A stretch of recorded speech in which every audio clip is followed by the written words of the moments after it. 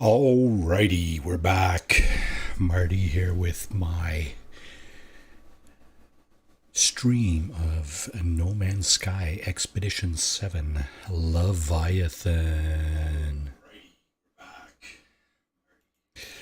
Let's turn the volume off over there.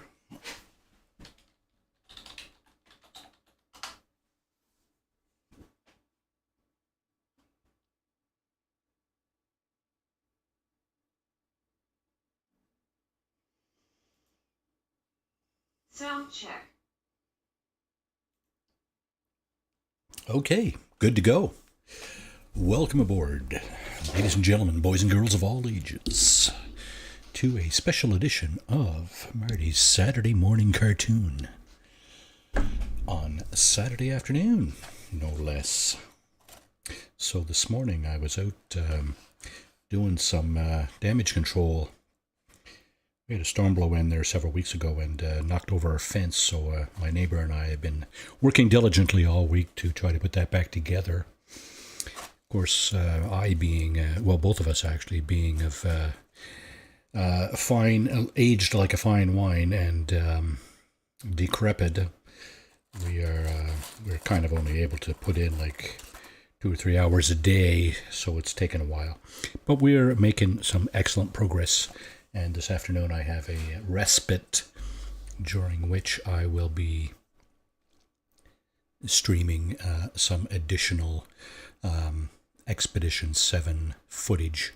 So basically, as you can see on the panel here, all Expedition milestones, except for some of the optional ones, have been completed. So I have been given credit for that. And as we'll see shortly, unless we've already seen, I have reaped the rewards for this expedition. Alrighty.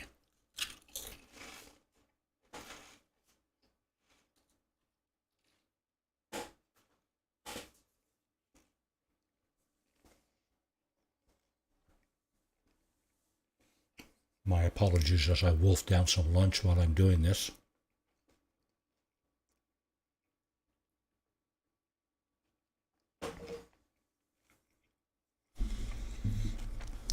So, there are still plenty of missions on the log. The two major ones, I would say, aside from the primary missions, of course, are the Planet in Distress and the Freighter Command. So, Planet in Distress is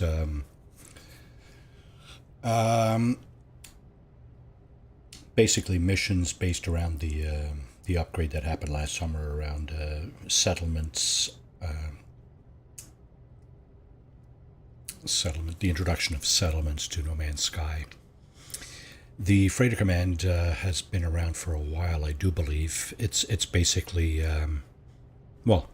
you every 5 warps and 3 in-game hours, you are presented with a freighter battle as you enter a star system, as you warp into a star system. And at that point, you have the option of buying or upgrading your freighter. The first time this happens, what a lot of people recommend is that you decline the initial freighter offer in favor of the second one, which generally tends to be a much better offer. And not only that, but a lot of people recommend that if you are actually looking for a top of the line freighter, you can spam that battle. In other words, what you do is if you go into a star system and you're presented with a freighter battle, go directly to the space station. Exit your ship and create a save. Get back in your ship and then do the battle. If you're not happy with the freighter you're offered, just reload the save and rinse and repeat basically until you get the freighter you're looking for. Now, just a fair warning that could take quite a while to accomplish. So just be warned in advance that spamming a freighter battle is can be a little tedious, to say the least.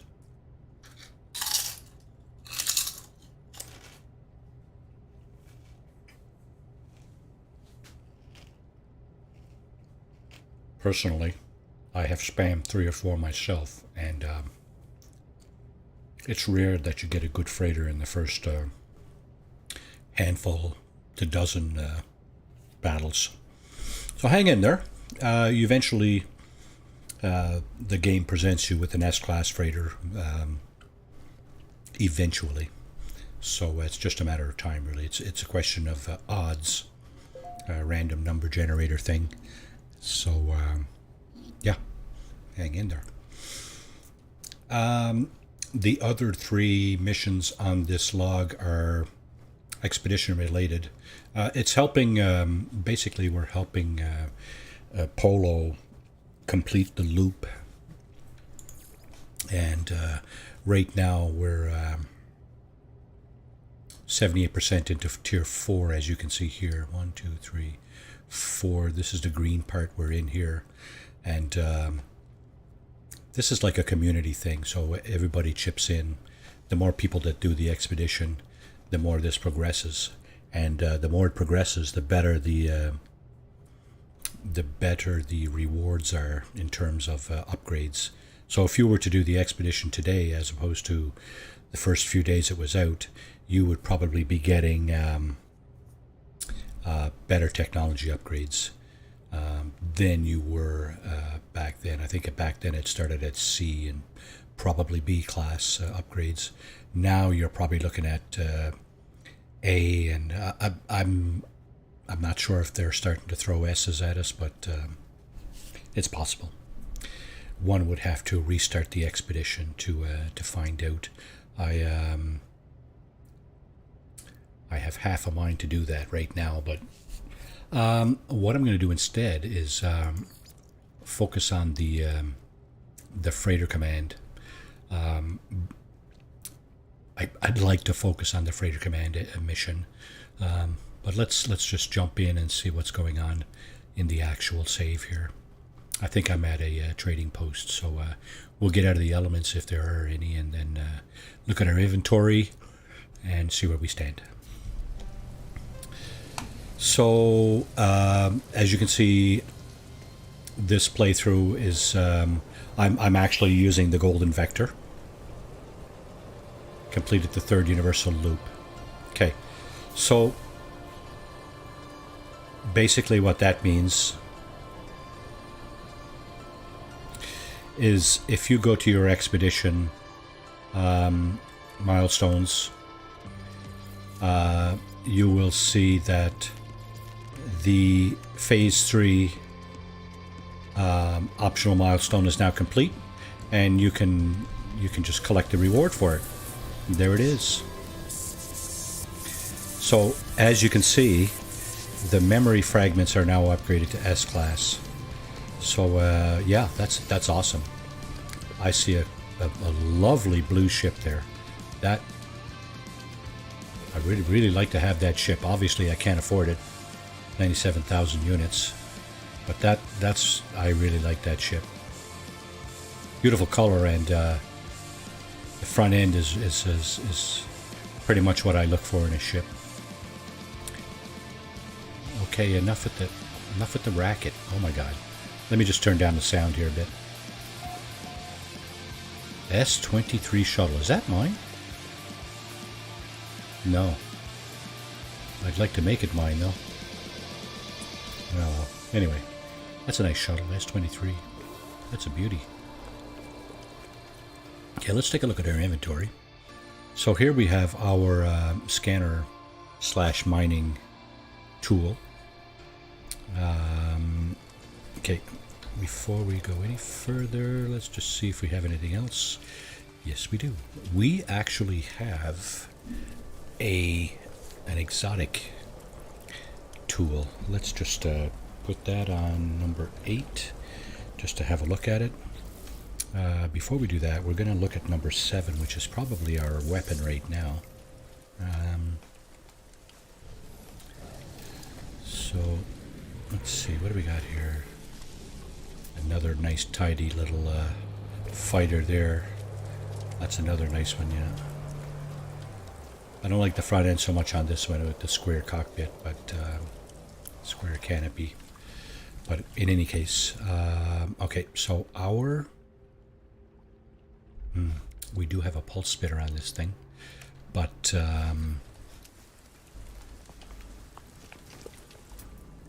here's another one of those really nice ones. Yeah, we do have a pulse spitter on this weapon, but that's pretty much all we got.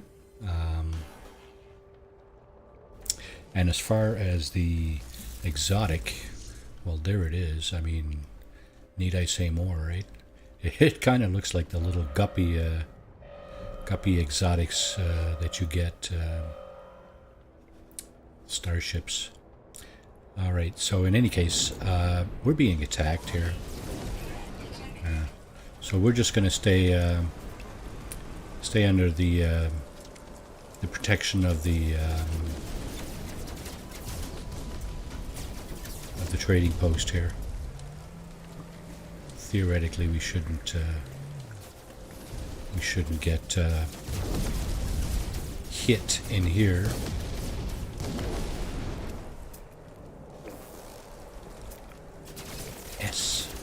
S-Class Explorer. A lot of nice ships coming in here today. See, I'd be tempted to go out and buy that and scrap it for parts, but not in this particular climate of bombs falling and phasers firing and so on and so forth. Yeah, okay. So we... Hello. How's everything going?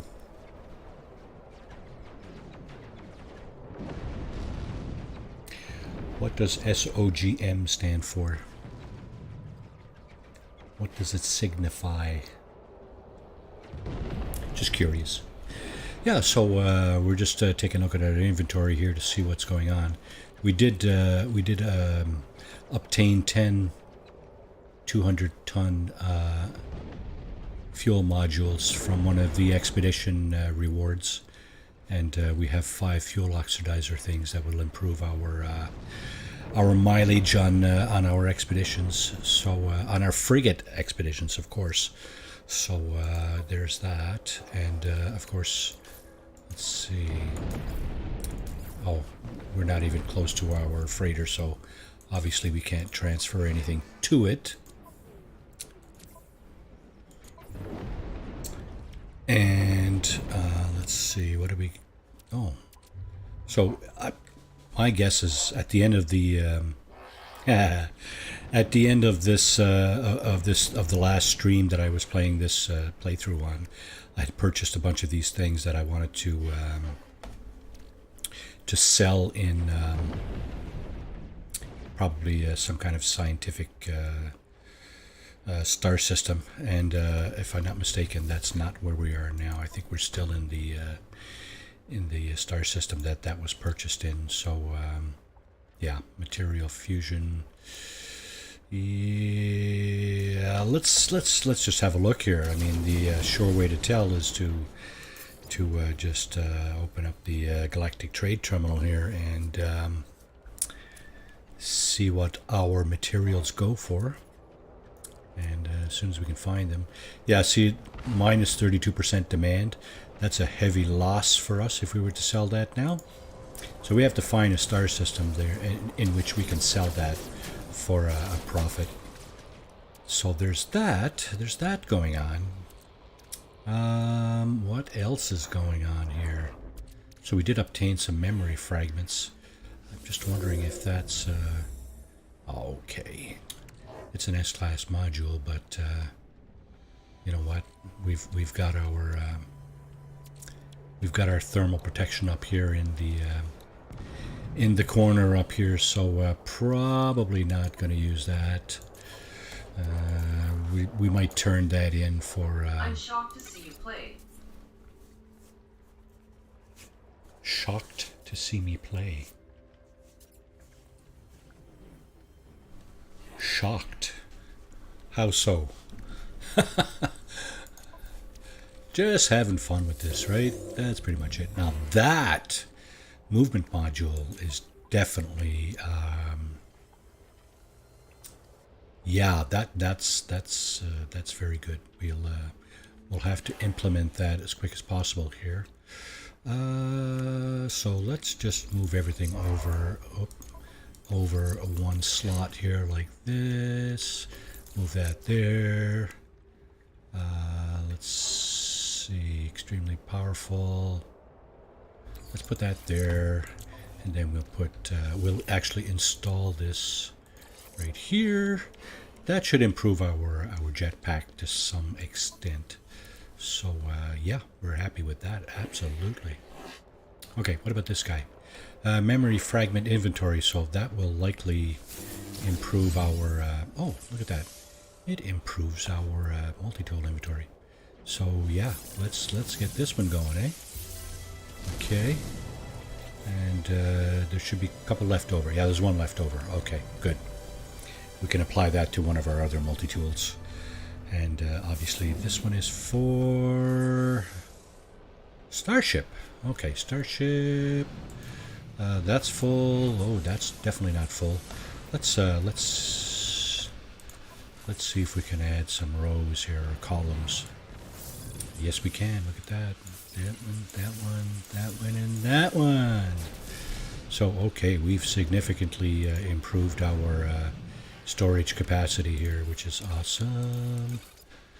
And let's see, what else can we push over there? Let's toss our storm crystals and our larval cores. Now I know the larval cores refine into. I'm sorry I made the mistake in writing.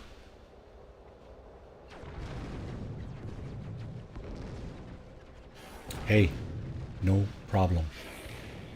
You go right ahead and type whatever you want, and I'll try to make the best of understanding what you're trying to say. How's that? Where are you from? Let's start with that. Where are you from?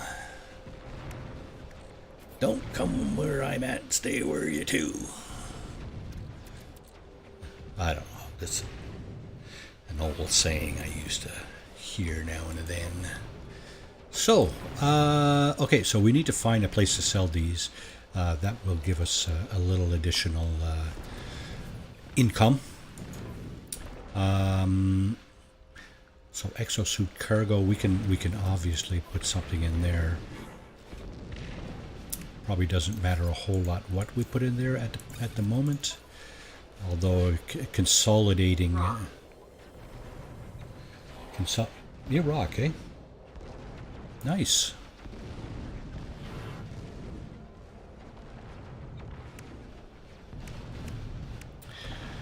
How are things in Iraq today? Must be late evening there today.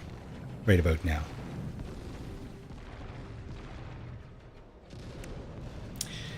It was late in the evening.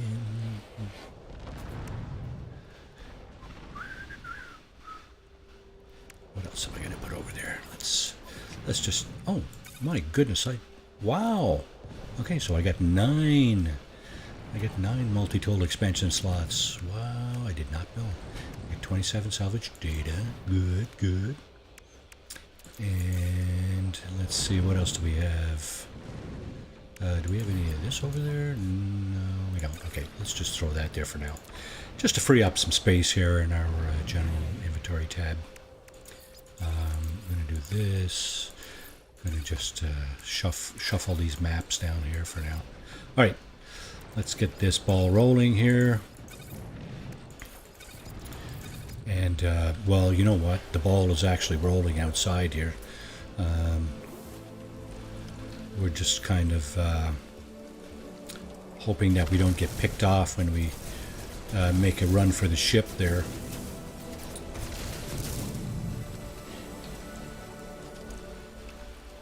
Yeah, that would be no good. That would not be good at all. Let's see now.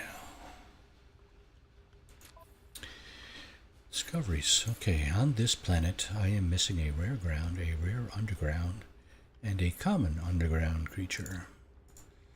That's something else we could work on. The attack appears... I was just about to say the attack appears to be over, but...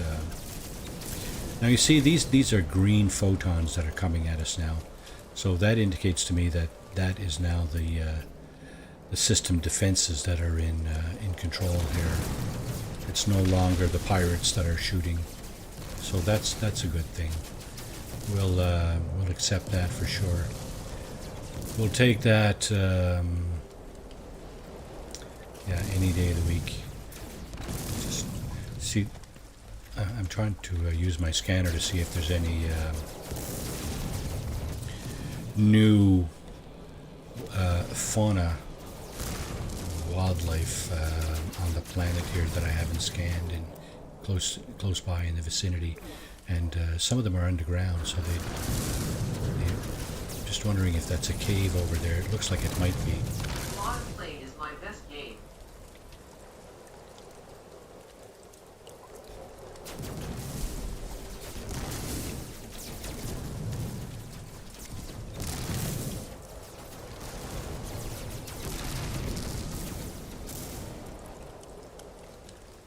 We're still getting hammered here. I really don't want to go out from underneath the roof here because, oh, there's a pirate shooting at that guy. Killed by the red photons.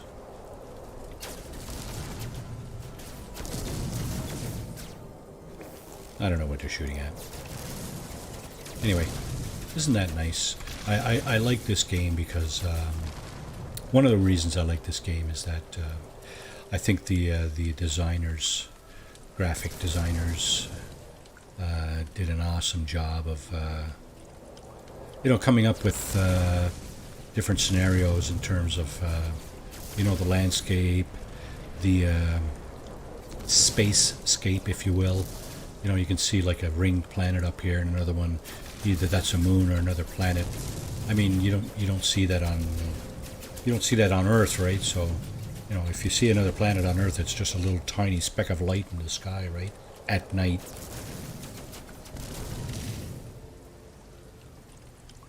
So I really enjoy that aspect.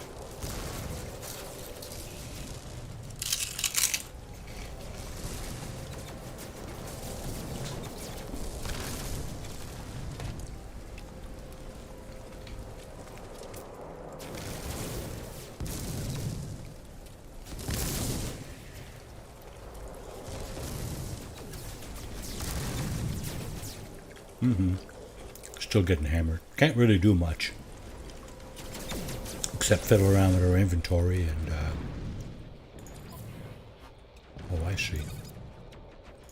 Need more stuff here. Dioxide, eh? Wonder if there's any of that in here. Did not check. See, this is what we bought, basically. Dioxide. Nope, phosphorus. That's another material for hazard protection. Recharging. Starship launch fuel. How are we doing for that? Get 10. Okay, we I have must. the same idea as you. Yeah, it's. I think they did an awesome job. So this game is about 5 or 6 years old. The title came out about 5 or 6 years ago. But in the last year and a half, apparently they've made huge steps forward in terms of improvements.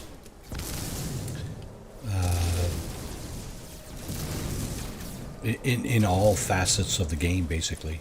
And in the past probably 6 months to a year, they've added quite a number of new features. I mentioned earlier the settlements. More recently, it was pirates. Yeah, so the latest one came out with the Expedition 7, which was Leviathon living frigate ships that you can add to your freighter fleet.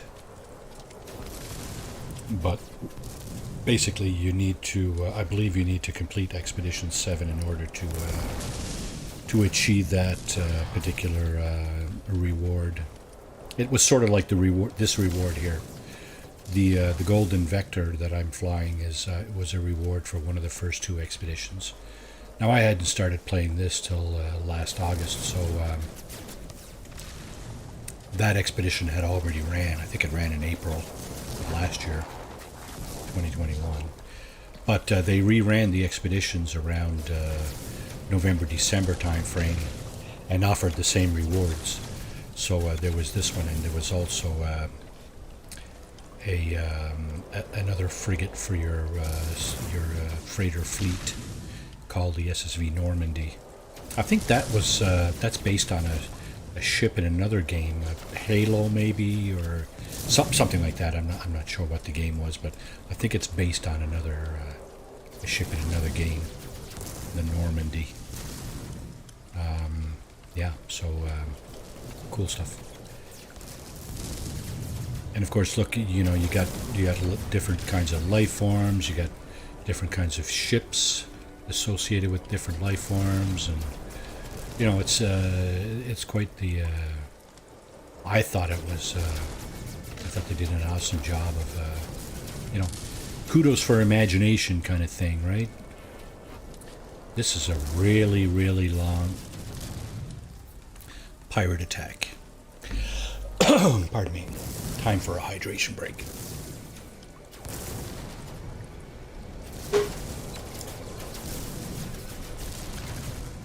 Am I too close to the edge? And you're wondering, you know, why don't you get out from underneath the trading post? And the reason is simple. I've done that before, and I've been killed by these pirates shooting at me. So you know, there's times I've stepped out and not been killed. There's times I've stepped out and absolutely been decimated by the fire coming from these ships, right? All you need to do is step up on the ramp there, or just out here, right here. See, I'm in the elements, judging from that little bar on the bottom left there. It disappears when you're out of the elements. You see, it just went away. So as soon as you step into the elements, you know, just beyond these, right here, I don't think they can hit me here.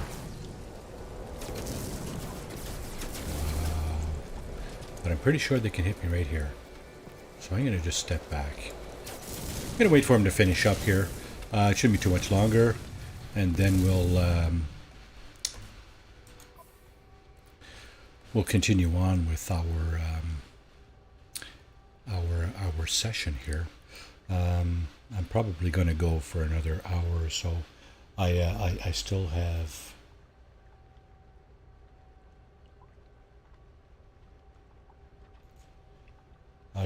some work to do on my fence. So obviously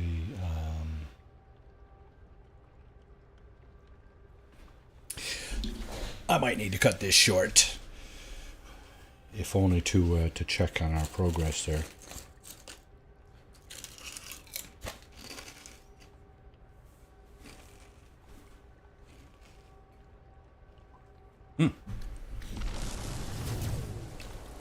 Okay. So what happens if you go into this menu here, escape on your computer if you're using a computer, you pause the game. That's why I wasn't hearing any shooting, because it wasn't like the game was paused. The game is paused. Why are you standing there, Brother Elmocog? Why am I standing here? I just said that I don't want to be destroyed by all this pirate fire here. It's like I said, I've done this before. There's a good chance if I step out to go towards my ship, I'll be hit by fire right here. And this is kind of I'm not sure it's still permadeath, but the expedition, which this is the prologue for, The expedition was kind of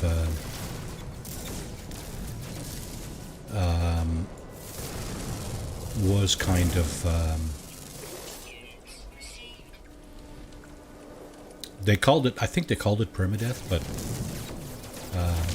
what happened was, if you were killed during the well, first of all, you had to die once during the expedition. So the first thing you wanted to do to achieve that objective was to kill yourself in the expedition. You wanted to let the wildlife kill you, let the hazardous atmosphere kill you, or just jump off a cliff. Do something like that to die once at the beginning of the expedition. The very first thing you want to do is that. After that, you have to try your best not to die again. Because what happens is, if you start the expedition, this is the milestone you get for dying right here. Rose from the ashes. When you die that first time, you get this milestone. Right here. You keep getting milestones as you progress through the expedition, right? There's 5 phases. And what happens is, if you die a second time during the expedition, you lose all this progress. You have to start over. You keep this one because you've already died, but you lose everything else. And that happened to me twice. The first week the expedition was out, I attempted it a few times, and I died a second time. The first time I died twice, I was well into phase 4. I had 3 or 4 of these knocked out already, and I had phase 3, 2, and 1 completed. And needless to say, I was really upset because I didn't realize that I would lose, of course, all my progress. That's just a half of it. The other half is that you lose everything in your inventory. So basically you start afresh, just like you just started the expedition, which infuriated me, basically. I was kind of upset. I was thinking, after the second time it happened, I said, yeah, I'm done with this expedition. Never going to do it again. But then I went online and I did a little bit of research, saw what a few other people are doing, got a few tips, and managed to complete the expedition without dying. I had completed it twice, actually, without dying again the second time. The keys to doing that, one of the bigger keys to doing that is using an exocraft. So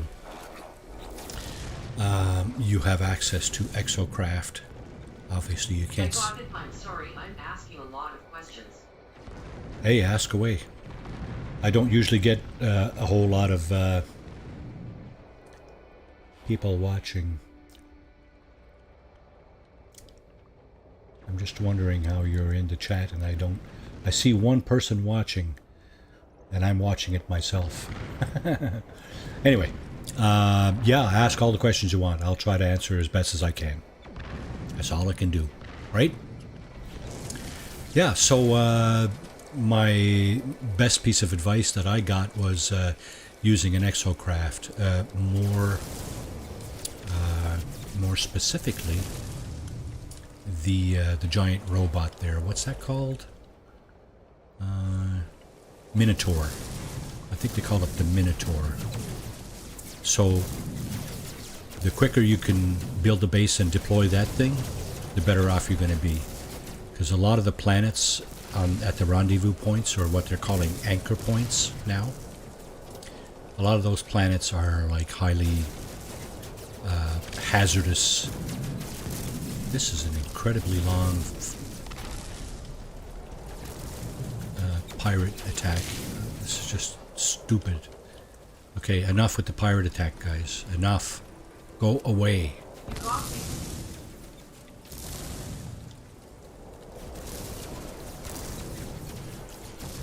I mean, as long as I'm under the roof here of this trading post, I won't get damaged. But it's like I said, if I make a run for my ship, I could easily be, oh, you know what? That's enough. I'm gonna make a run for the ship, see what happens. What's the worst that can happen, right? I'll die and then, yeah, see? They're shooting at me. Alright, I'm out of here. Good, no little red triangle. So here is a planetary archive. This is another type of building that exists in the game. This one, some of the landing pads appear to be embedded in the rock there, but most of these have like 5 to 7 landing pads that you can land. Oh, there's the little red triangle. I'm being pursued by pirates. I best get away from here. Yeah. So here's what I'm going to do. So that was a planetary archive. There is a vendor in there from the local life form. So when I say the local life form, I mean this thing here, the dominant life form.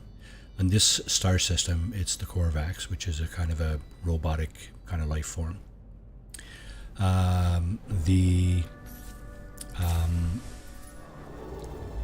There is a vendor in the planetary archive, much like there is in the minor settlement. There is also a galactic terminal, like we saw in the trading post. And there are a number of individuals.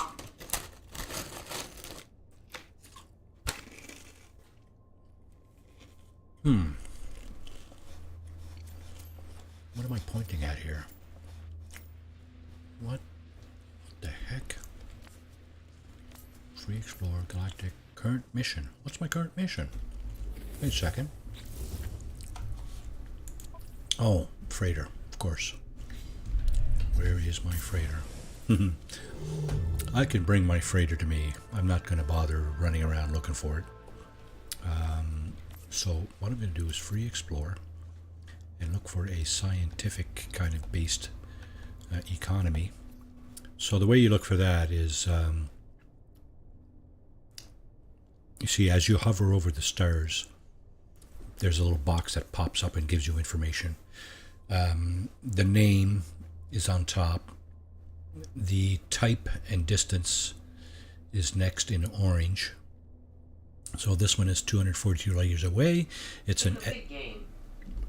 A big game? Oh yeah. It's very complex.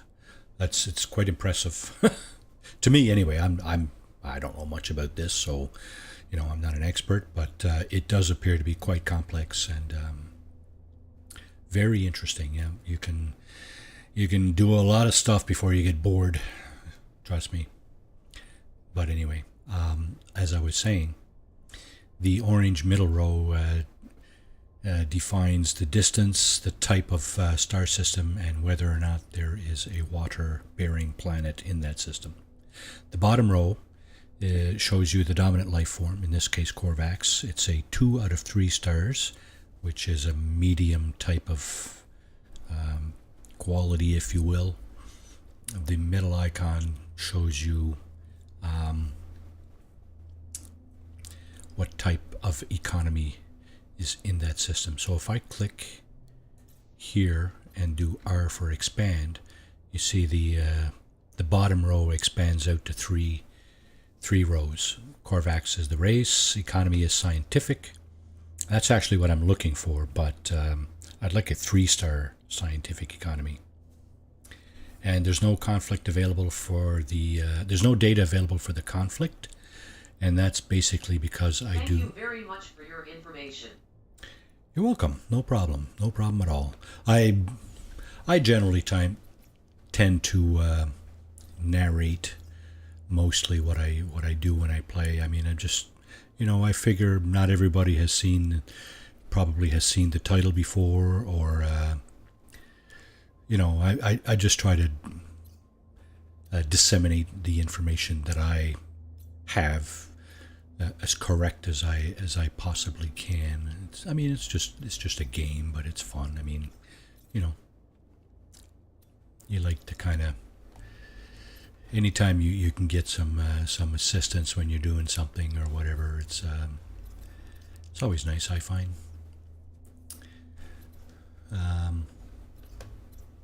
If you're just looking for somebody that's playing and not saying anything, well, I don't know. That may not be me, but in any case, yeah, that's me. So here we have a Viking system. It's a 3-star material fusion. I'm not sure what material fusion is, so I'm going to go there and see if my materials are worth more than they were in the system I was just in. Now you remember we had a quite a significant minus in terms of what the value of that stuff was. No, I do not. No, I do not. I am not American. Close, but no cigar. Close, but no cigar.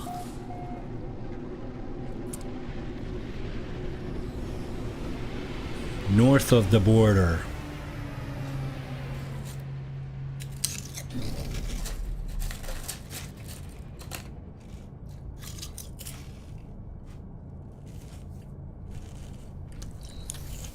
Coming to you from beautiful downtown suburban Canada.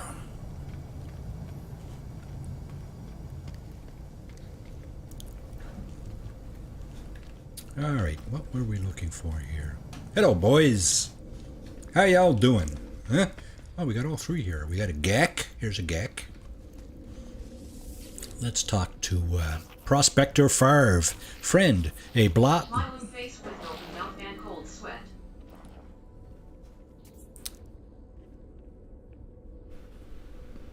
Sure. A blah friend, blah, not spy on blah friends, blah, blah. Okay. What are you talking about? I need to learn a few more words in this language. See, that's the thing, right? You can learn the languages of the life forms, and you learn them by talking to them like this. The Gex shoots me an irritated glance as I approach. They conceal whatever it was they were working on, and pointedly wait for me to leave. But instead of leaving, I'm going to ask them for help with their language. Prospector Favre yells in excitement. They present their data pad displaying a list of language symbols. Gek life forms like this one. So the three, in order of importance to me anyway, you can have a Gek symbol, you can have a trade symbol, or a mystery symbol. And after that, it's random. So there's no Gek symbol here. What I'm going to do is ask for a trade symbol. So what they're going to teach me is a word in their language. So they taught me the Gek word for price. Yeah. The other thing you can do with these guys, of course, is practice your language. Yes. Now, I was told that synthetic Gek is definitely not the right thing to be asking them about. I'm just going to ask them about money. Say the word money. What do? They bow formally and present me with a gift. Hey! Going to give me some money. Non-stick piston. Whatever that is. Okay. So we were headed over here to...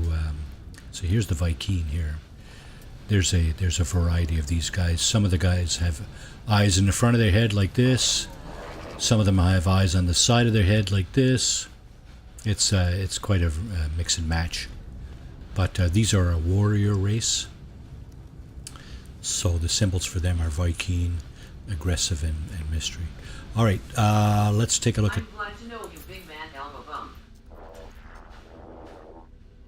Big man? I'm not a big man at all. No, sorry. You are mistaken.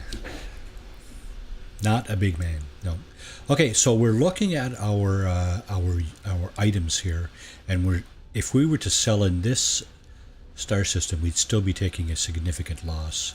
So I'm going to move on. I'm going to go somewhere else. But first, I want to talk to the mission agent here. Dork. Too funny. Mission agent Dork. Okay. So what I'm looking for here is the rewards over on the right here. The right column. Now the bottom, I've never been able to take on one of these missions because I've never gotten to level 6 Mercenary Guild.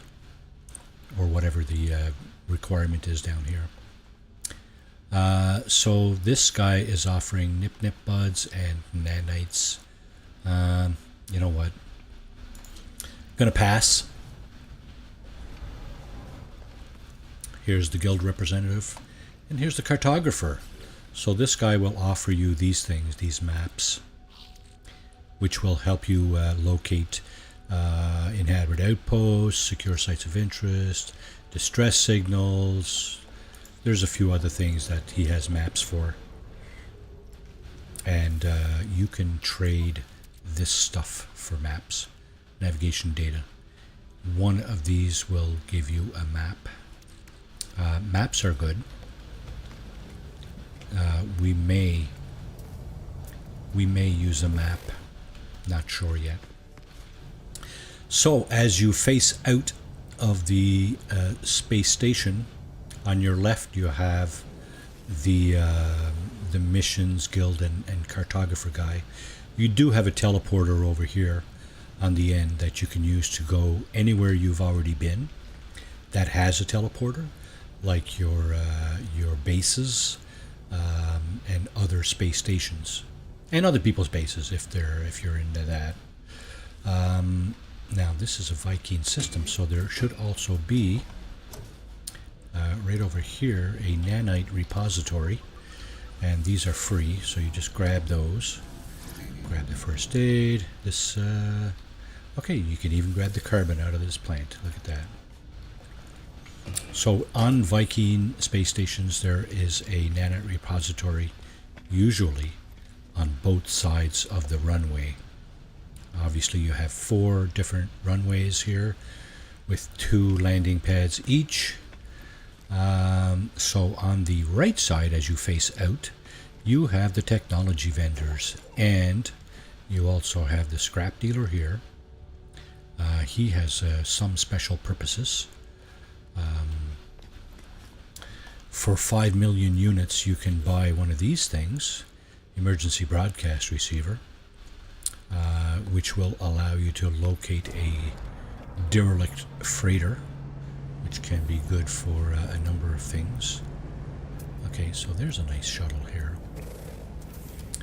Oh, look at that. A very ordinary shuttle.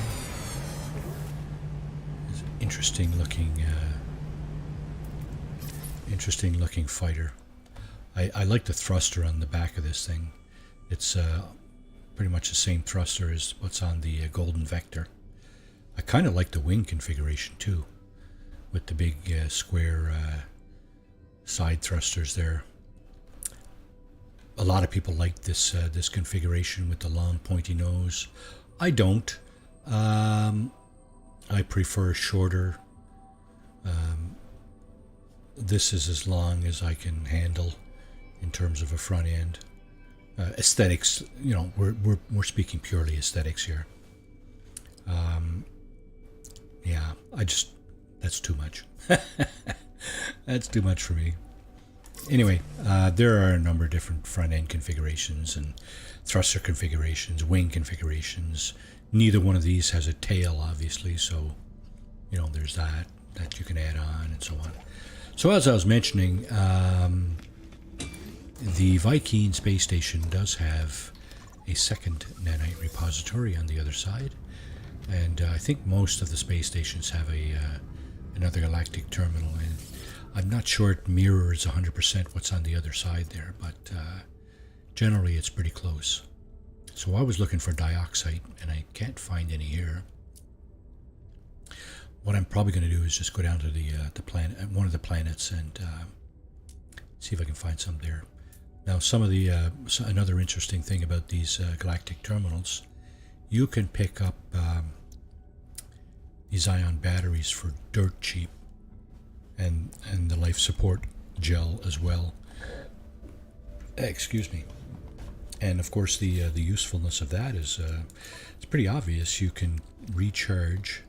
So I have quite a few of those now. Yeah, you can recharge your life support with, as you can see in the box there, under charge, it says charge equipment with the oxygen, life support gel, or dioxide. So life support gel, very important for charging your life support. And of course, ion batteries, hazard protection. You recharge your hazard protection with ion batteries, or sodium nitrate.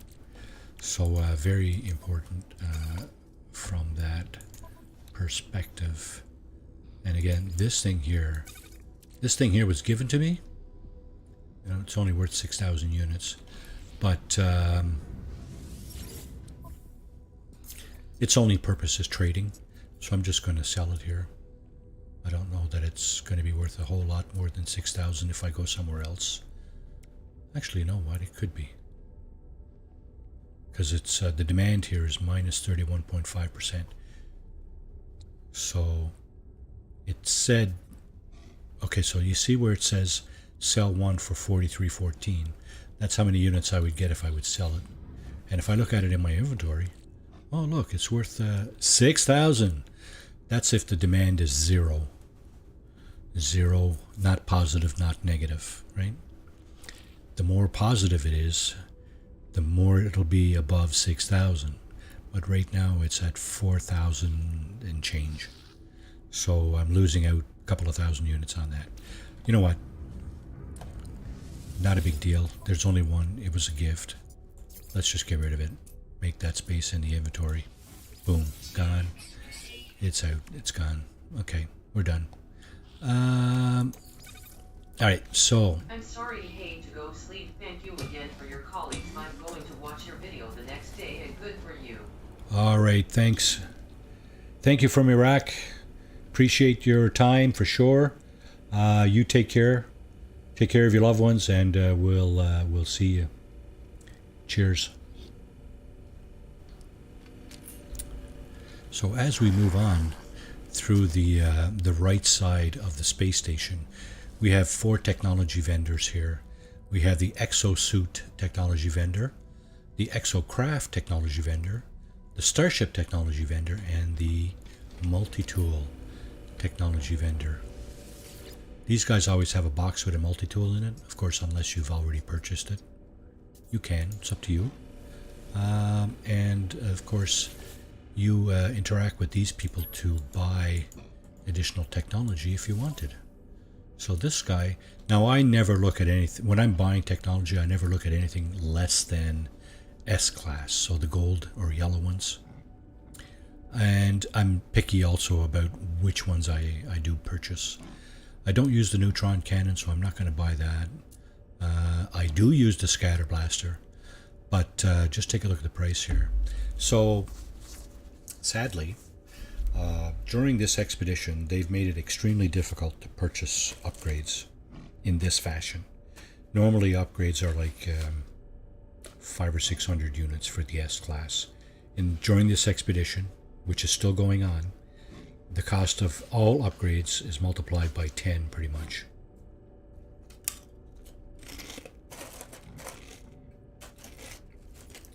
So instead of buying an S-class upgrade for 500 or 600 units like you normally would, you're paying 6,000 just about.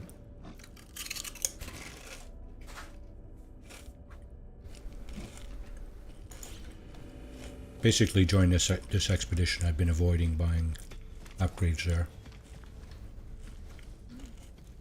The expedition has been somewhat generous.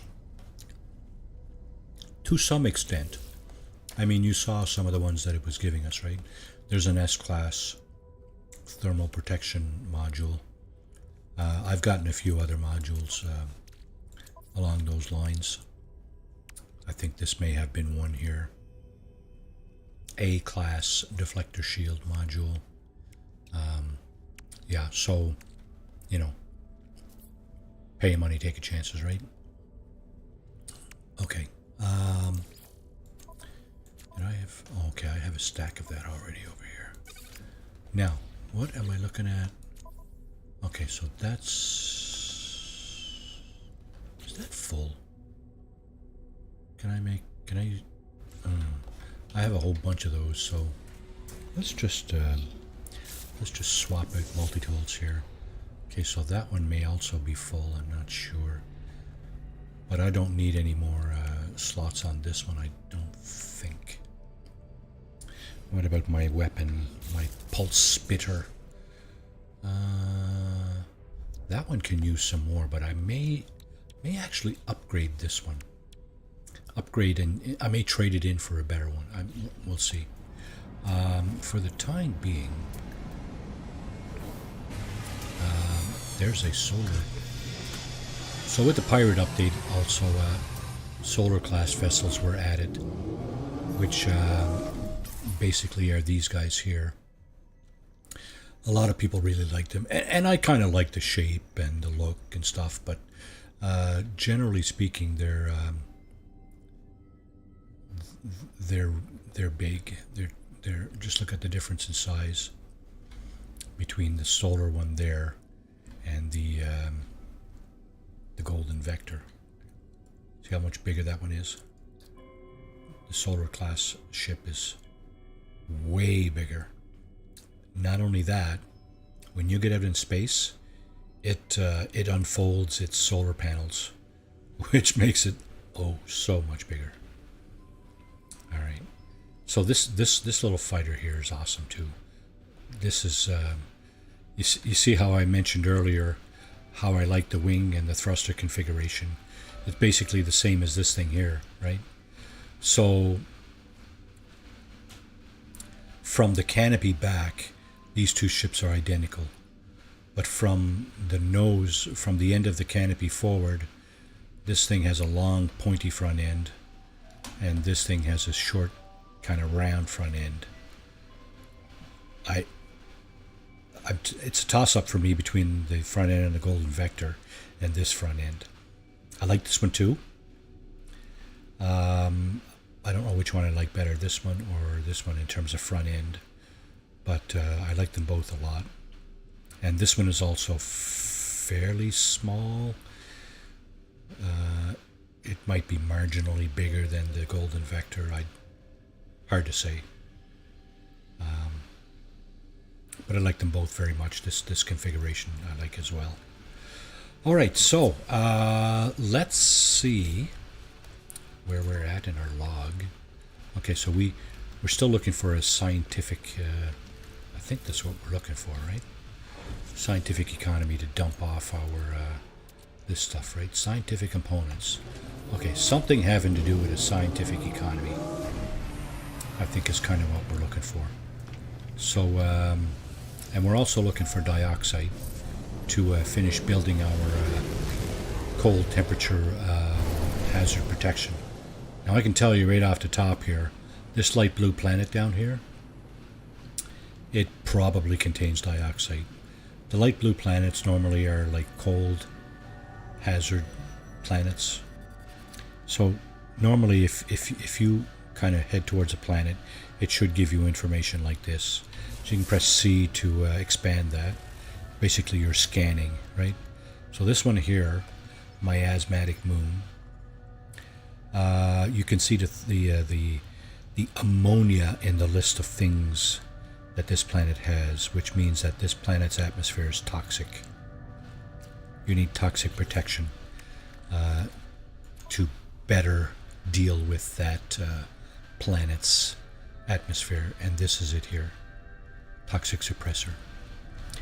This planet over here, so the trick here is there's two things you can do. Okay, so it's picked it up now. So now I'm going to scan the planet, and it's an icy planet. It has frost crystals, copper, dioxide, and silver. So I'm going to head to this planet, see if I can find some dioxide. Whether I can buy it or mine it, I don't care right now. Okay, so normally there's wow, these guys are persistent. Holy moly. I'm just going to run away. I'm not interested in doing a dogfight right now. Anyway,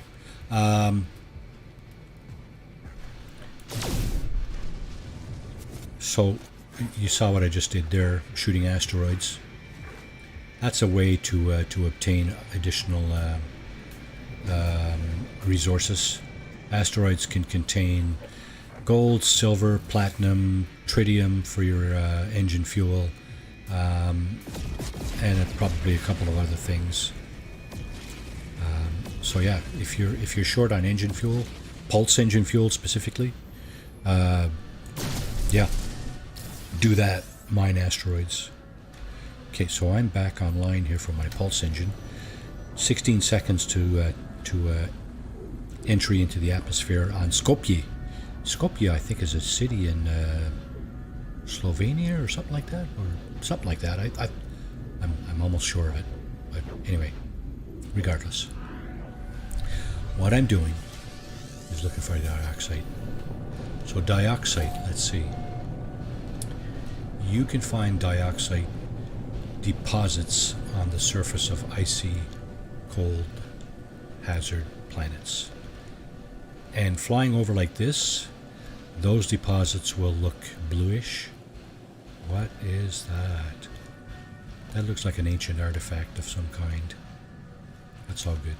We're gonna pick a direction. We're gonna go towards the sun. There's another one. Look at that, huh? Wow. Do we have any actual useful buildings on this planet, or just ancient crap? So those blue glowing plants that you see growing like vines with the blue tops, blue glowing tops, those are frost crystals. You can make glass with those. I think they may be good for other things, but primarily the primary use that I find is making glass with those things. And glass, of course, you use to build parts of your base. Anything with windows, you need glass. So yeah, very useful for that, for sure. Absolutely. Just wondering if I have some.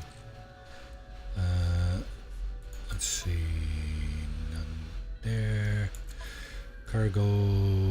Okay, I don't have any.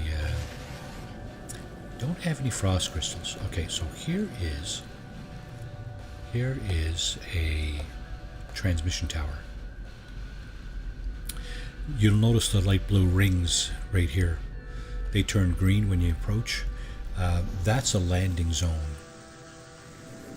So if you don't see a landing zone around what you're trying to land on, it's going to cost you launch fuel. The landing zone basically means, hey, land here. I'm not going to charge you launch fuel. So basically, no charge for landing there in terms of launch fuel. Landing and taking off, of course. I still don't have that. Atlas Pass version 1. Yeah, so like all the other technology, the Atlas Pass costs 10 times as much as it does in any other playthrough, basically. I'm just going to scan a few animals here, just to start the ball rolling. You can scan animals, minerals, plants. Okay, so I got my weapon out. I'm going to take out my my actual scanning tool and see if I can get any additional income from scanning. Oh, is that a predator? Looks like a predator. Yeah, you see 105,000. Right under the name it says 105,000. That's what I got for scanning that, and he is a predator. Look at that. You just killed that poor little thing. Aww. Okay, you can scan minerals, you can scan plants, and of course you can scan the animals. So land animals and underground, of course. Anything flying, birds, that kind of thing, and of course underwater, right? So these shelters normally have a number of things in them. The thing I look for is this thing here, which is the nanite repository. And of course, sometimes they have other goodies. Now, I got the terrain manipulator, so I'm going to dig up this buried technology, which is outside, in between the two shelters, right here. And you just point at it and shoot, basically. The technology module gives you salvage data. Anything you glean from resources.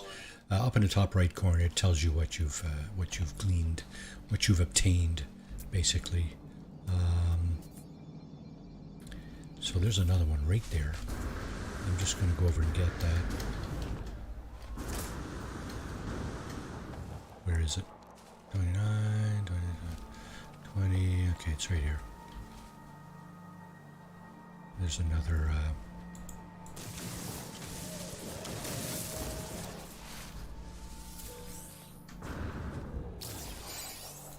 There's another damaged machinery right around the corner here. Just going to grab that too. Sometimes these things will give you technology as well. What I normally do is I just discard. You see the bottom option there in the box? Just discard that. It's not worth keeping, in my opinion. Sometimes they give you nanites. Probably 90% of the time you'll get nanites out of this thing. But the rest of the time it will give you... probably a technology module or something like that. Just taking a short pause here for snack and rehydration.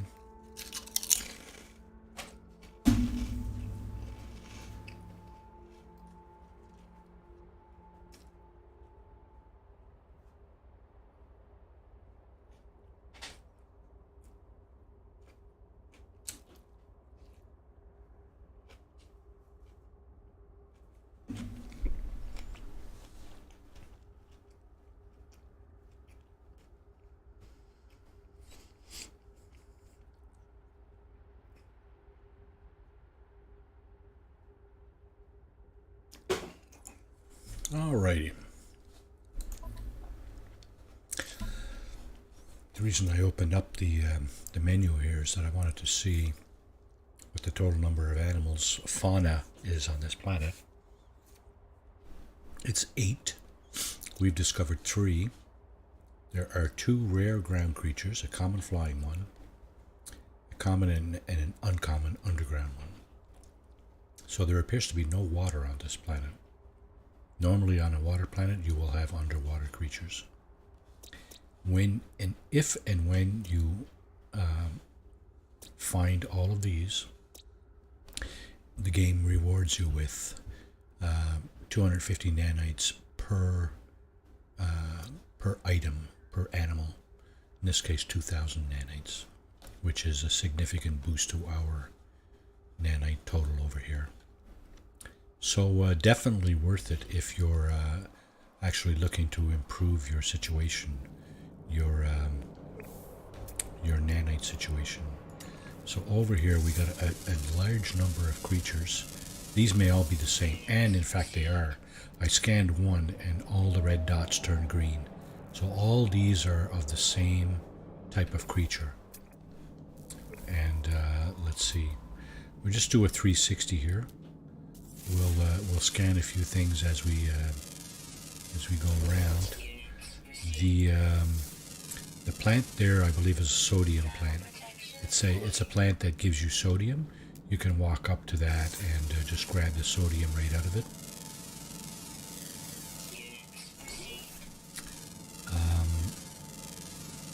Yeah. So let's see. Do we have our flying creature yet? We do not. No. Okay. So yeah, that yellow plant over there, that was the same plant we just scanned. Of course, you can only scan it once. Now we have a cave right here. Quite often there are a number of different items inside of a cave too. So we're going to go in and check that out. Now you notice how the, yeah, thermal protection falling. You notice how the blue bar is turning red now. That's just getting kind of critical. So stabilizing, yeah. So once inside of a cave or inside of a structure, you are, oh, there's an underground creature right there. We'll grab that right now. And, yep, scan that right now. So, like I said, once inside of a cave, or inside of a structure, a building of some kind, or even something with a roof, like a trading post, you are no longer in the elements. And you see how my blue bar is growing back over to the minimum on the bottom left? That's what it does. It automatically recharges itself once you're out of the elements. The second you step back into the elements, into the cold in this case, your hazard protection will begin to erode, basically. So I'm just scanning the minerals and the different flowers and stuff that are in here. Okay, so there's that round kind of bulby thing. There should be another type of plant in here. That's not the one. These stalactites that grow down from the top of the cave are different than the stalagmites that grow up from the bottom. So you can scan both of those. Now the minerals, obviously, the minerals will only ever be worth, I believe it's 200 units.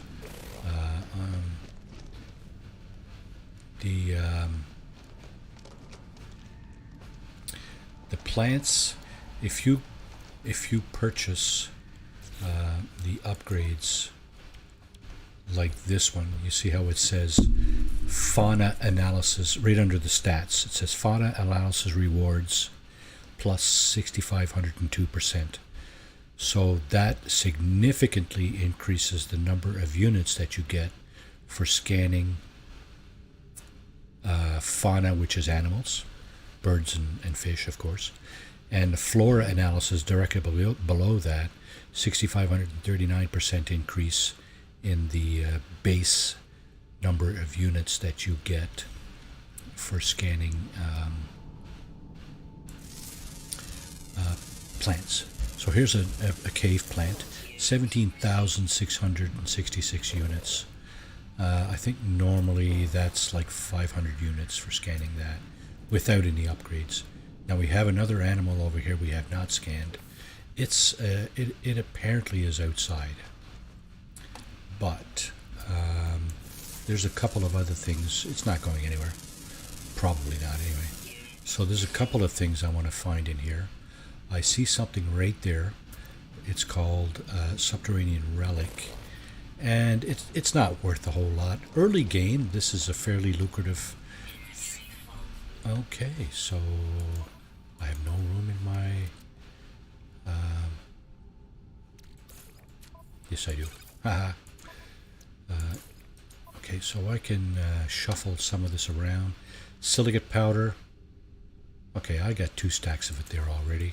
I'm just going to get rid of this, and that way I'll have additional space in my inventory to pick up. Oh, okay, so I can only put 30 there. All right, that's good. That's all right.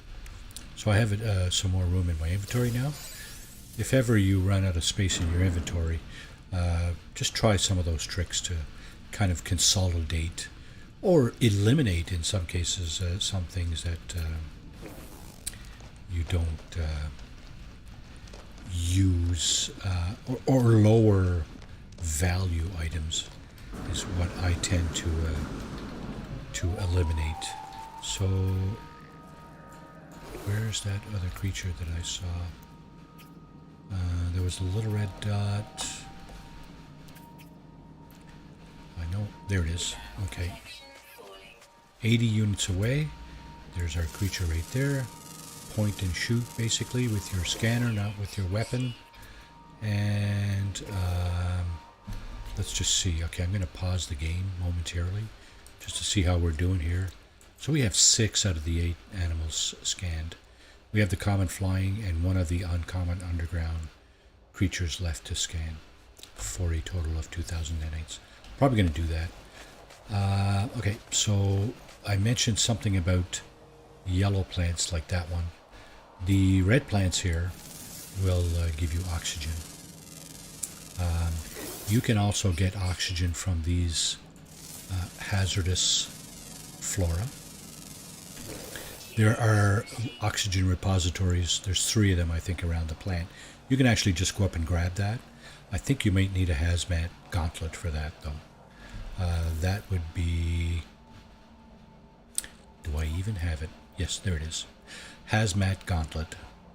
So I think you may need that for grabbing the oxygen from that thing. The other thing, obviously, you can do is you can just straight up mine that thing. So with your mining tool, like I got, see up in the top right, mining beam, you can just mine that thing and get the oxygen out of it that way. You have to be careful sometimes. You see how that sentinel is starting to get aggravated? If they get really aggravated, that's just trouble. They start shooting at you at some point. You do have kind of a warning that you're going to do that. You know, sentinel investigating. There's a dialogue that your exosuit comes up with when the sentinel is actually getting aggro. Now, we're going into the transmission tower. So in Viking star systems, these will usually have a nanite repository like that. Sometimes there's other repositories. But the transmission tower basically, once you interact with it and solve the puzzle correctly, it will give you the location of either a crashed starship or a crashed freighter. Just a moment, please.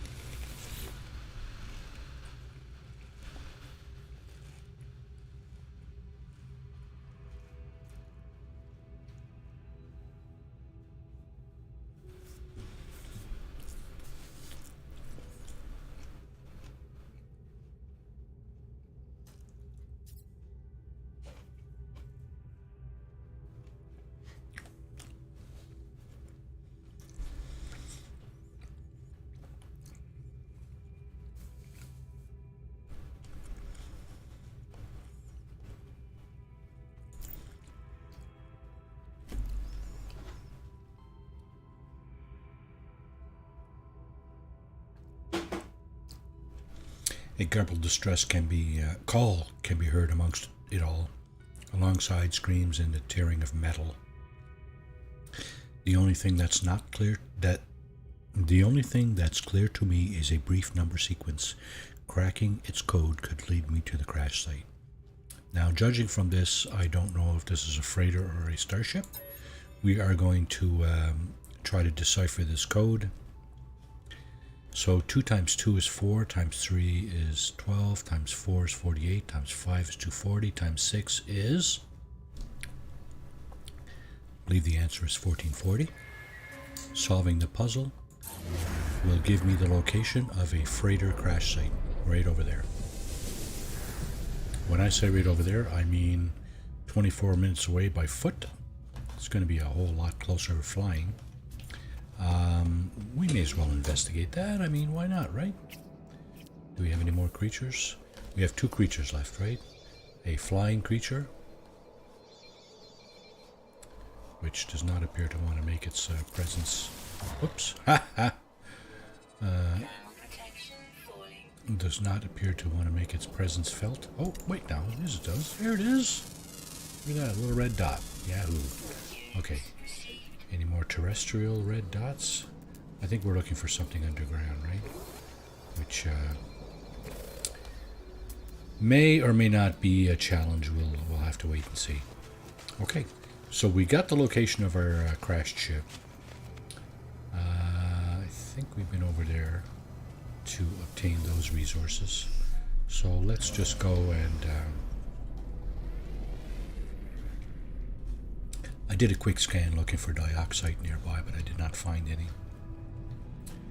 dioxide deposit. I'm still hoping I'll find a location where I can buy some. That'd be so much more, you know, so much easier, basically. I mean, so much easier. That's a subjective call, obviously. So I'm being scanned by the system authorities, and they're looking at all my cargo, and they did not find any contraband, so that's good, because had they found contraband, they would have been trying to arrest me now, and I would have had a choice to either submit or tell them to take a hike. What's that right there? Flag and a beacon. Thought I saw a couple of buildings over here.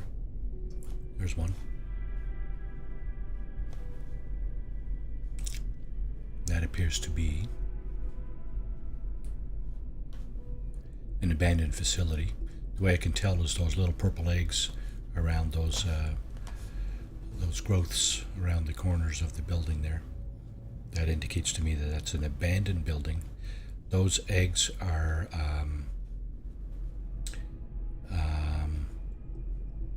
they basically give you these things, the larval cores. You shoot at those eggs, they'll give you a larval core, but they will also wake up the monstrosities that guard them. So you have to be extremely careful if you're going to go about that business. There's a couple of techniques that people have outlined. You can find them on YouTube. A couple of techniques for fishing those larval cores out without endangering yourself unnecessarily. All right, so here we have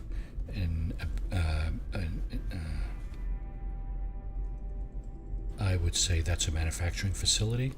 It's guarded by in a shelter underneath the crashed freighter. So a manufacturing facility is a secured facility. The doors are bolted shut, and you can beat your way in either with your fist or with a weapon. However, they are guarded by sentinels, and the minute you take a shot at the door, they will attack you. So just beware of that. There's a way around that, of course. If you find a sentinel pillar, you can disable all the sentinels on a planet for a sort of limited amount of time. I think it's until you reload or something like that. So we're just going to read the log here and kind of trip the beacon. If you don't trip the beacon, it's quite possible that the system will continue sending you back here. So the crashed freighter, okay, do we have a creature around? I wonder. I think we're down to one, right? We're down to one last creature. Yeah, we have 7 out of 8. So we're basically looking for an underground creature, right? So one little red dot. That's all we need to find here. We have. Okay. So that's not good. That's a probably a pirate ship coming in to attack something. Now that's kind of like disturbing me at breakfast, right?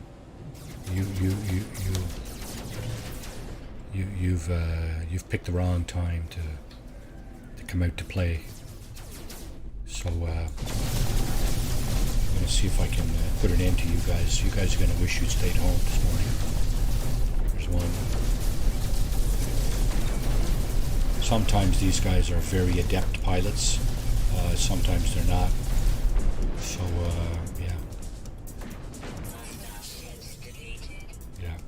sometimes they're not. In this case, they were not. So that's fine. They're gone. Now I can go back about my business of showing you what the purpose of the freighter is. Now, in the general storyline, when you're playing just a standard playthrough of the game, the freighter usually plays an important role. It varies from playthrough to playthrough, I think, but generally speaking, once you're past the storyline, there are things that are kind of maybe useful about freighters. So you see this cargo pod here. There are two that are buried like this, and basically what you need to do is you need to fix something on the cargo pod. In this case, I need 5 magnetized ferrite to fix this cargo pod, and I do have it, so I will fix it. You need to run out of here quickly as possible, because as soon as you do that, there's a radiation leak that occurs. So yeah, now you can break these doors open with your mining beam, and there are 2 cargo pods inside the freighter bulkhead like this. And you see starship fuel.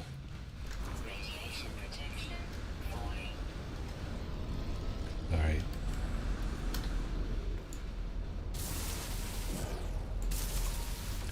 Don't shoot.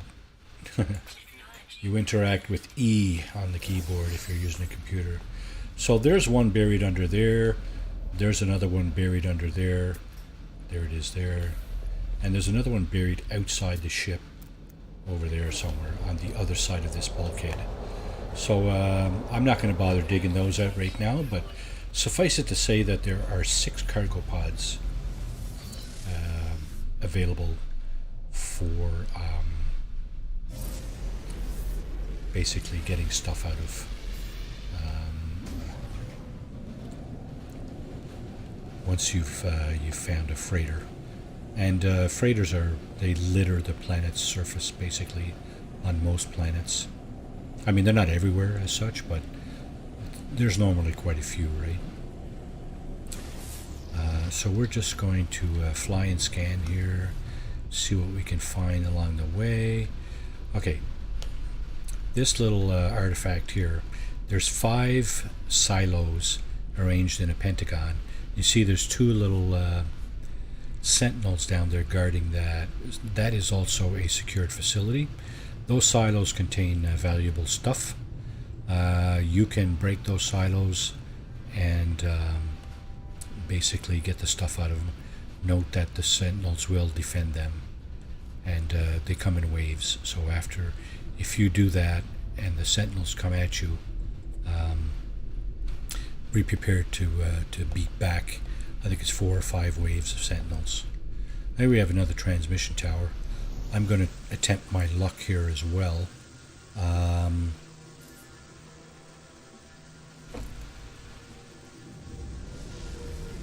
Basically, I'm going to hope that I find a crashed starship.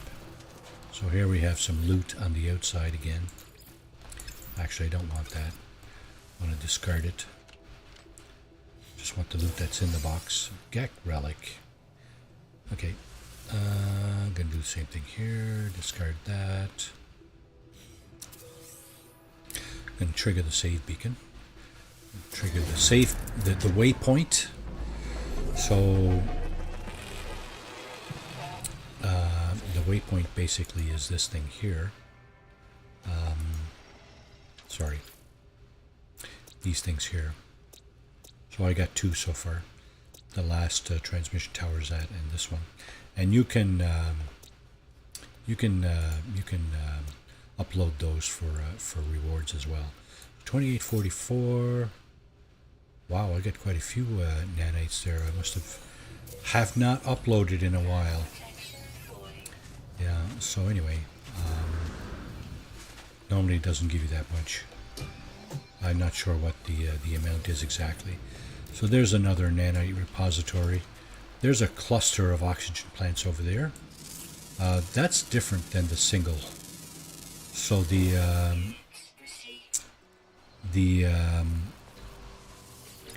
sodium plant is pretty much the same thing.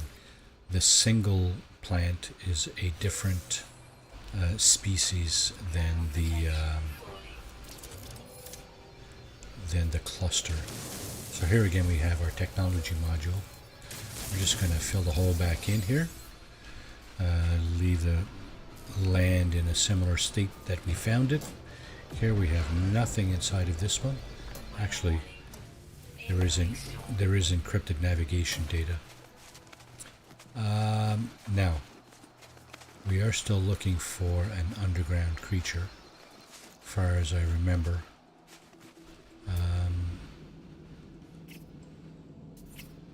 I don't. Yeah, I know. Some people get really irritated by your exosuit, just constantly barking out, warnings and things. And they're useful to me. I mean, you're not always looking at your hazard protection meter, so it can be useful to know, where you stand. All right.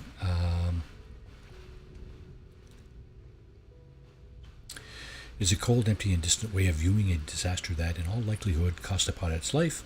If I can work out the encryption routine, I could perhaps trace a ship's point of impact. So here again is another mathematical puzzle. Pretty much any high school student can do these. So what have we got? 17 times 2 minus 1 is 33. 33 times 2 minus 1 is 65. 65 times 2 minus 1 is 129. 129 times 2 minus 1 is 257. So here we have a distress signal detected. Distress signal is associated with a crashed starship, and only a crashed starship.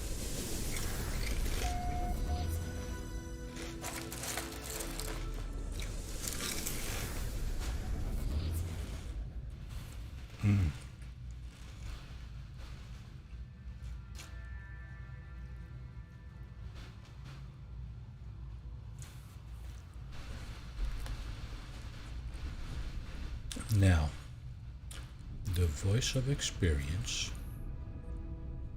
6 hours away, that's a ways away. Okay, the voice of experience, hang on a minute.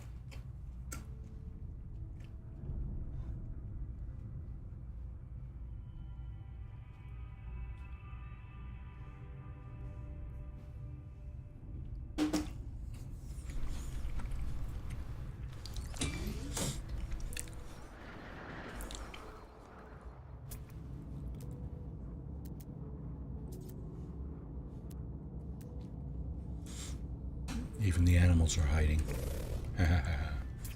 Oh, no, they're not.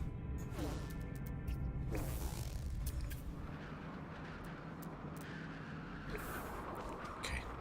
See? In here, I'm out of the elements. Step out here. Boom, minus 90 something degrees Celsius. Very cold. Alright, storm's over. Still cold, but minus 67 rather than minus 90. So our crashed starship is over there, which is kind of west almost. West-southwest. We still have one underground creature to find and some dioxide. So these little diamonds with the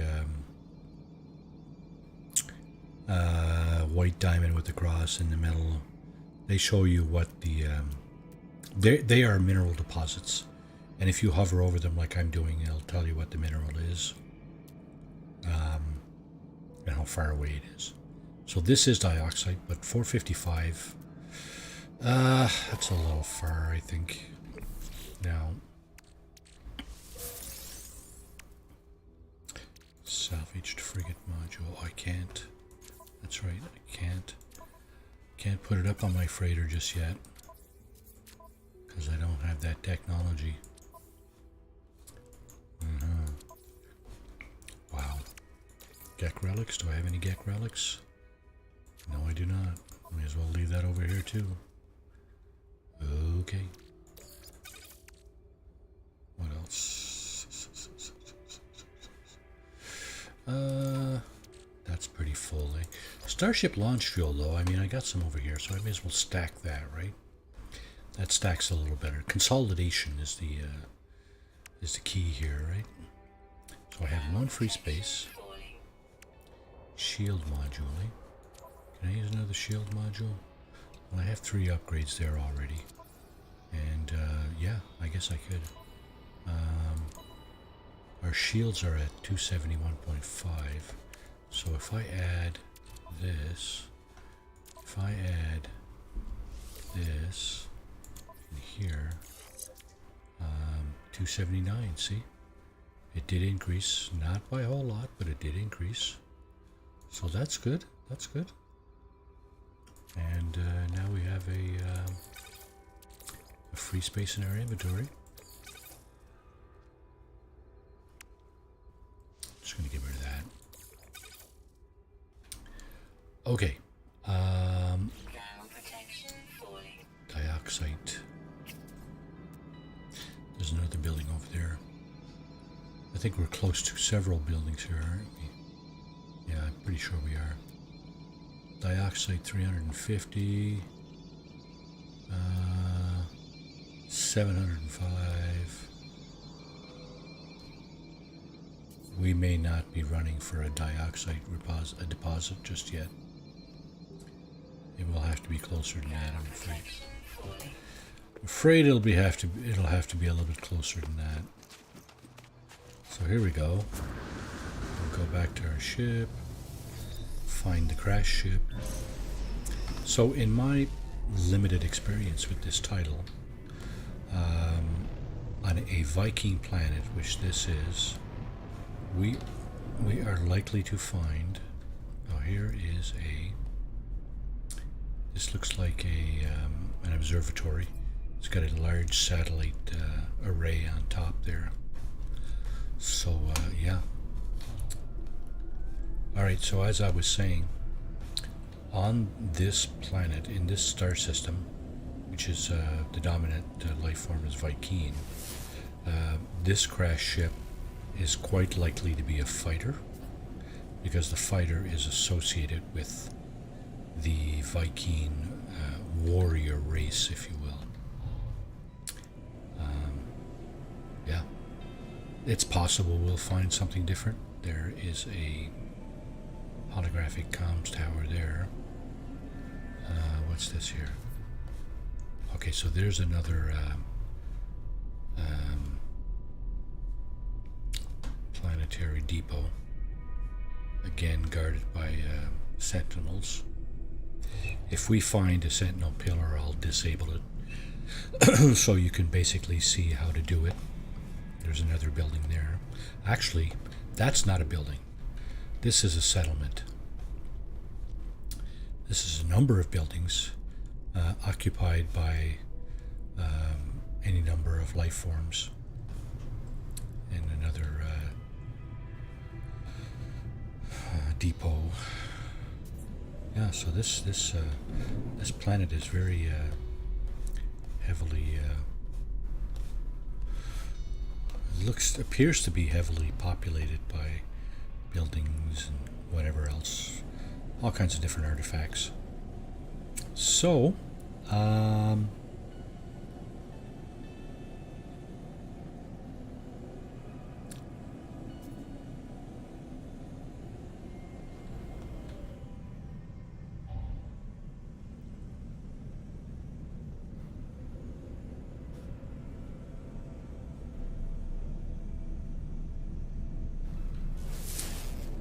yeah, 13 minutes away. If I go full speed, we're less than 10 minutes away. So what I'm going to do, instead of just kind of constantly, okay, I was going to say I'm going to do a little trick to speed up the access to that crashed ship, but I found this minor settlement instead. So the minor settlement again is one building. It may or may not have a couple of associated shelters. This one does not appear to, and it may or may not have a number of items of storage on the landing pad like that. And there's normally a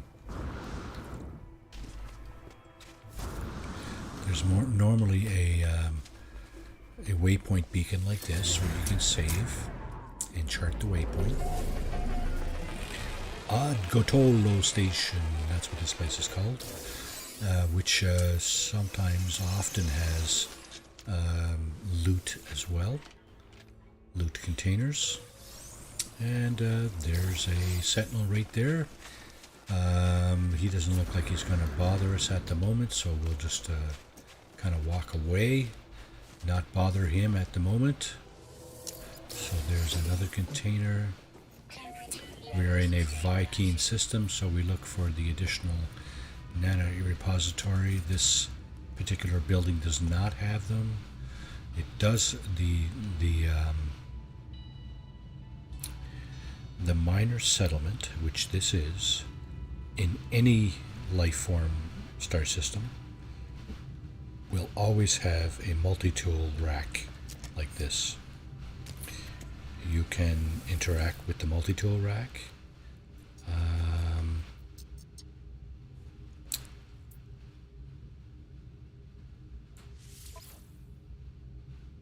And you can, if you have the money, you can buy the multi-tool or exchange the one you have for the one that's in the rack. Now, this particular multi-tool, it's not a bad tool, Class A. It does have a weapon on it, Boltcaster, which I am not fond of. Some people swear by the Boltcaster. That's fine. You know, you can use it or not. That was my go-to weapon for the first little while that I played this game. I wasn't really familiar with all the weapons. After I discovered the Scatter Blaster, that became my go-to weapon.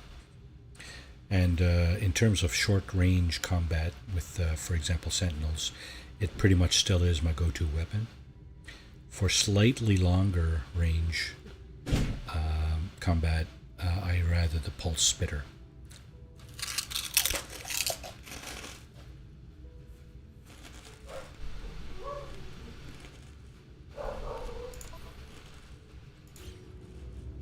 I'm not going to take this tool.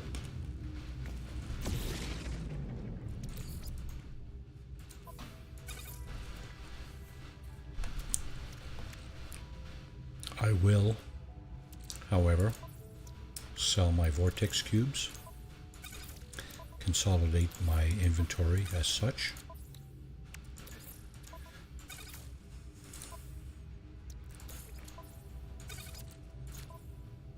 And there we go. Vortex cubes for sale. Any buyers? Oh yeah, for sure. Okay, any dioxide here? Remember how I was looking for dioxide, right? It's quite possible that these terminals have dioxide. Now this one does not.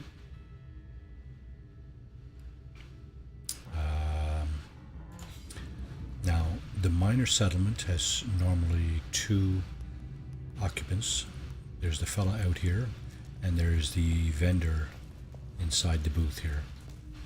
He has technology and he also has components. I don't think he will have dioxide, but I'll just show you what he has. He's got all these things. These are the same price they always are. So if you're looking for these particular items for your multi-tool, then this is the place to get them because they're not overpriced. Now, I believe, if I'm not mistaken, I already have. I don't want the barrel ionizer. It's for the Boltcaster, which I'm not going to use. So I don't want that. I did pick up the other 3 items. 5 items, sorry. the shield lattice, the waveform recycler, and the neural stimulator, I think I already have as well. So I'm not sure why they would still be available here. It's probably because I did not buy them here. Yeah, so let's see. Neural stimulator. Oxygen recycler. Shield lattice. It was oxygen recycler, was it? No. What was it? Blueprints. Waveform recycler. Okay, so that's a multi-tool thing. Waveform recycler. Okay, sorry, my bad. And there it is. So I already have those, so I'm not sure why they are still available.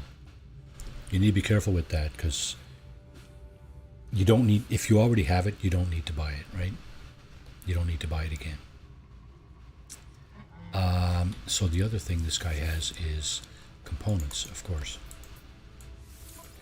And early game. Now, at some point during the game, you can gain the blueprints to make most of this stuff. You can never make a wiring loom, so there are other ways to purchase them than buying them, though. If you scrap things like a starship that you're gonna, if you find a starship that you're gonna scrap, it's quite likely that you will obtain, you know, at least one wiring loom from that experience. We're being attacked again. All the other stuff here you will quite likely acquire the blueprint for at some point in the game. But early game, you probably don't have the ability to make most of this stuff. Just for your information, the hermetic seal is a critical component in fixing crashed starships. So you'll see when we get to our ship, a crashed starship, we're going to need a hermetic seal to get that thing off the ground. The antimatter housing is one of 3 components that you need to fix a drop pod, which you can get an inventory, exosuit inventory slot from. You need an antimatter housing, you need a carbon nanotube, and you need 10 sodium nitrate. These things you can eventually get the blueprints to make as well. Navigation data, you can pick up loads of that stuff in the space station or in these buildings. There's some on the table just behind me, actually. Salvage data is, you can get it from the buried technology modules in various places all over the planet. Drop pod coordinate data. You can either buy those, or you can find them in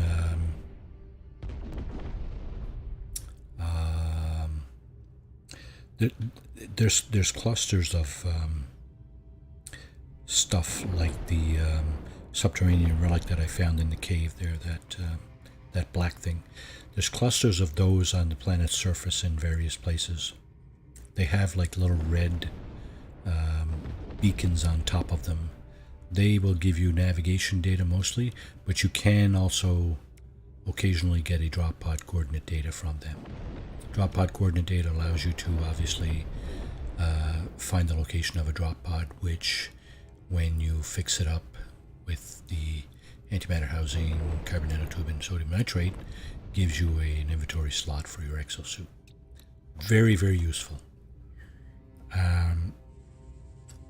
Without this, you're pretty much either buying all of your exosuit inventory slots at space stations or the space anomaly, or you are basically finding them randomly when you fly over a planet.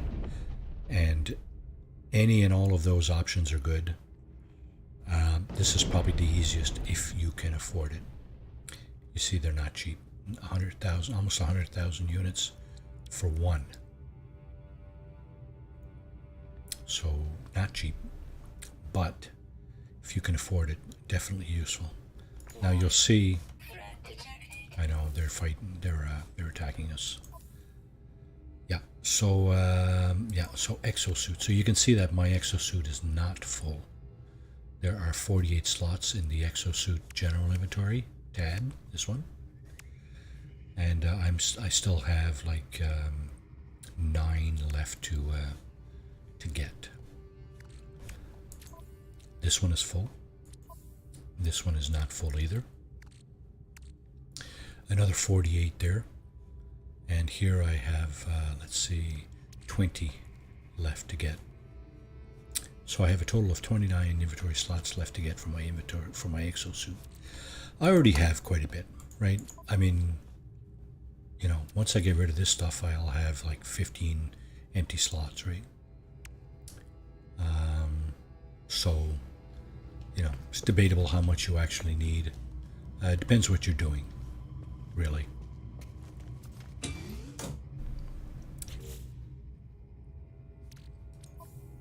It depends what you're doing. So they appear to have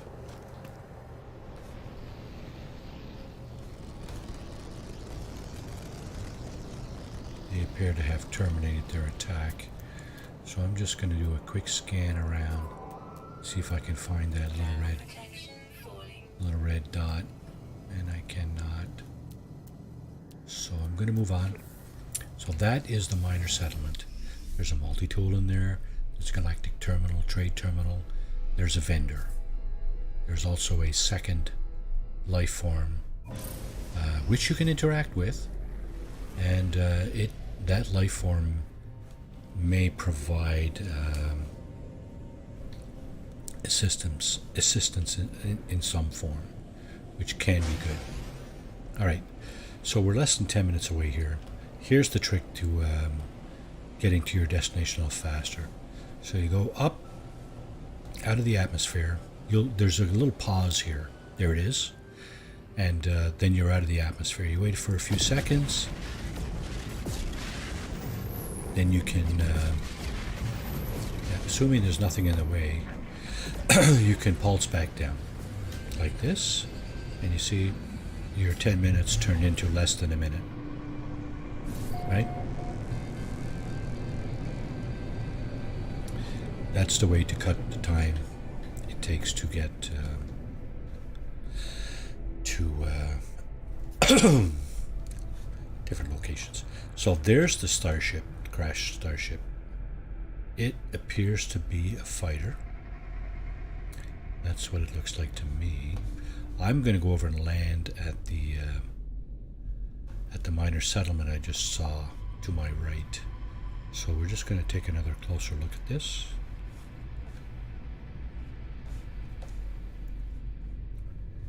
And just to see what we're actually dealing with. No, it's a shuttle actually. It's actually a shuttle, it's not a fighter. So shuttles are very, very common crashed starships as well. In my experience, usually they're A-class. You will sometimes you'll see a B-class, but mostly crashed shuttles will be A-class starships. And just doing a quick scan here to see if my final creature has spawned. There's quite a bit of buried technology around here. I don't think I'm going to go take the time to pick it all up, but there's quite a bit of it for sure. Some there, some there. If I was really desperately looking for that stuff, yeah, I'd be running all over the place for it. Okay, so minor settlement again. Multi-tool. C-class, not interested. Navigation data on the table. Galactic trade terminal, buy and sell stuff, right? So uranium is a good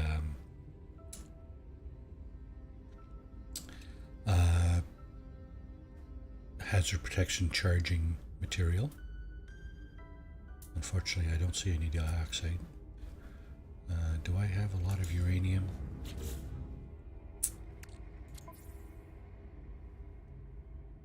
Uranium. Probably on my starship. Yeah, there it is, 348. That's not bad. We're good with that. I'm just going to see if our vendor here has any dioxide. I'd be very, very surprised. I don't think I've ever seen that But hey, you never know. So he does not. He has similar things to what the last guy had. Yeah, this is pretty standard fare. And yeah, we're going to make our way out of here. Nothing to see here, folks.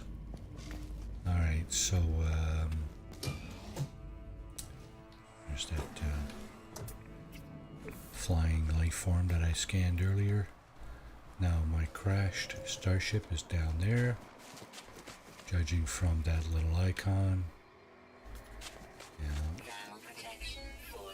We're going to get the loot from these containers.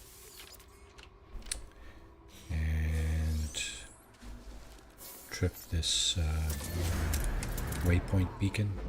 Going to go into the shelters and get the nanites right here. And we're going to get the buried technology right here. Fill that hole back up. Fill that in. We're going to get the damaged machinery.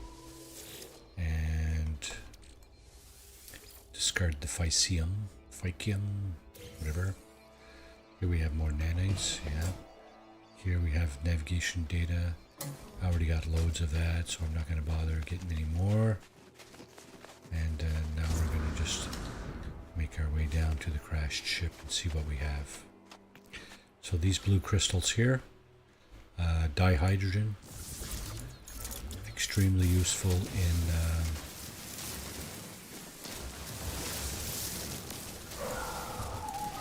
making various things. So anytime you can pick those up is awesome. There's our doorbell. You hear it? Yeah, she's pretty loud, all right. Condensed carbon. The red crystals are condensed carbon. Also extremely useful for recharging multi-tool mining add-on. So here we have another cave. Let's take a look at this starship. We can hover over it like that and put our scanner on it, and it's showing us A27, which is a pretty awesome boat. Now our hazard protection is dropping like a stone. So what I'm going to do, I'm going to go over here to the cave, get out of the elements, and okay, I think I'm out of the elements now. It's growing again. Okay, good. So we're going to grab that ship and quite likely scrap it at the space station. And you're saying you're scrapping that ship? Yeah, we don't need an A-class shuttle for sure, but scrapping the ship will get us a little bit of funds, a little bit of units. It will get us some nanites because it will likely have some technology that we're going to be able to get out of it. And it may even have a storage augmentation for our starship. So we'll see. But in the meantime, I have to call this stream right here. We've been streaming for, let's see, 2 hours. And I have to attend to my fence once again. Again, we had a storm blow through that knocked our fence over, so my neighbor and I are fixing our fence. So we have to go take a look at that. And we'll be back later with, hopefully with some additional streaming on this particular playthrough. All right, in the meantime, everybody take care, and we'll see you later. Cheers.